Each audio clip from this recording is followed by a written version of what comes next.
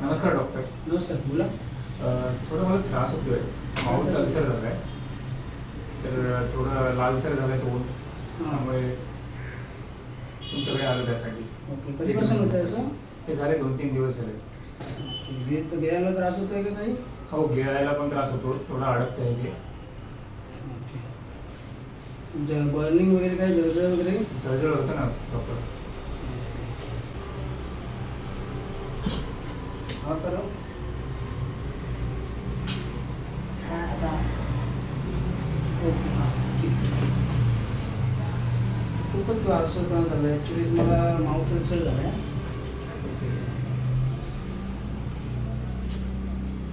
Doctor हे जेमतेम कशाने होतं?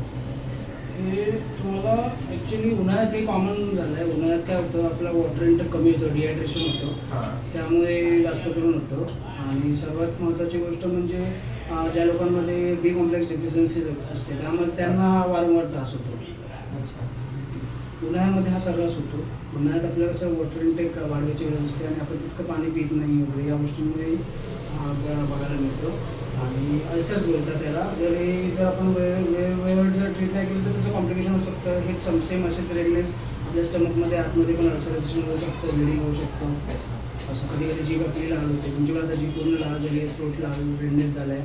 तर त्यासाठी सध्या एक मेन प्रिकॉशन बाळगायची ती म्हणजे तिखट खायचं नाही, अगदीवर तिखट खायचं नाही. एकदम नॉर्मल ब्लंड डाएट खायचा. ब्लंड म्हणजे काय, मीठ मसाला नाही जास्त करून, एकदम नॉर्मल टेस्टला. फक्त खाण्यासाठी, तुम्हाला भुकेसाठी खायचं आहे, टेस्टसाठी नाही खायचं. तर ब्लंड डाएट हे सर्वात महत्त्वाचं आहे यासाठी, प्रिव्हेन्शन म्हणजे. आणि सर्वात महत्त्वाचं की तुम्हाला मागे पण हा त्रास झालेला मला आठवत आहे. तर हा त्रास तुम्हाला सुद्धा वारंवार होत आहे, तर तुम्हाला नक्कीच बी कॉम्प्लेक्स डेफिशियन्सी असणार. आपण एकदा औषध चेक करून घेऊ, पण सर्वात महत्त्वाचं त्यासाठी डाईटमध्ये हे करणं गरजेचं आहे. तर ते करा. मी काही तुम्हाला मेडिसिन्स देतो आहे, तर मेडिसिन्स तर घ्याच, पण त्याबरोबर महत्त्वाचं म्हणजे डाईटमध्ये चेंजेस करा. त्यामध्ये विटॅमिन जे असतं ते पदार्थ खायला सुरुवात करा. पाण्याचा इंटेक तुमचा किती असतो दिवसभरात? 1 लिटर पाणी पितो. 1 लिटर कमी आहे. या उन्हाळ्याच्या सीझनमध्ये तर 1 लिटर खूप कमी आहे. निदान 2 ते 3 लिटर. 3 लिटर तर या उन्हाळ्याच्या सीझनमध्ये नॉर्मली पाहिजेच. पाण्याचे इंटेक वाढवा. पाण्याचे इंटेक वाढवा. जे आपण दिवसभरात जे जास्त खातो त्यामध्ये वॉटरी पदार्थ जास्त ठेवा. सध्या तर ह्या सीझनमध्ये तरी उन्हाळ्याचे आता टेम्परेचर एवढं वाढलं आहे, पाण्याचं जास्त इंटेक वाढवा. वॉटरी लिक्विड डाईट जास्त ठेवा तुमच्या आहारात सध्या ह्या सीझनमध्ये तरी. मला सांगितलं डाईटमध्ये चेंजेस करा. डाईटमध्ये मग काय करावं लागेल त्यासाठी? डाईटमध्ये बघा, विटॅमिन बी कॉम्प्लेक्स ज्या पदार्थांमध्ये जास्त असतं ते खायला पाहिजे. तुम्ही व्हेजिटेरियन आहात की नॉन व्हेजिटेरियन आहात? मी दोन्ही आहे, नॉन व्हेजिटेरियन आणि व्हेजिटेरियन. तर नॉन व्हेजिटेरियनमध्ये मेन महत्त्वाचं म्हणजे फिश जे असतात त्यामध्ये फिशमध्ये रिचेस्ट विटॅमिन बी कॉम्प्लेक्स असतो. बी कॉम्प्लेक्स जास्त करून बघायला मिळतो. तर फिश जर तुम्ही खाल्लात तर तुम्हाला बी कॉम्प्लेक्स डेफिशियन्सी कधी होणार नाही. फिश एग खाऊ शकता तुम्ही. एग्समध्ये सुद्धा विटॅमिन B12 हे जास्त बघायला मिळतं, तर ते खाऊ शकता.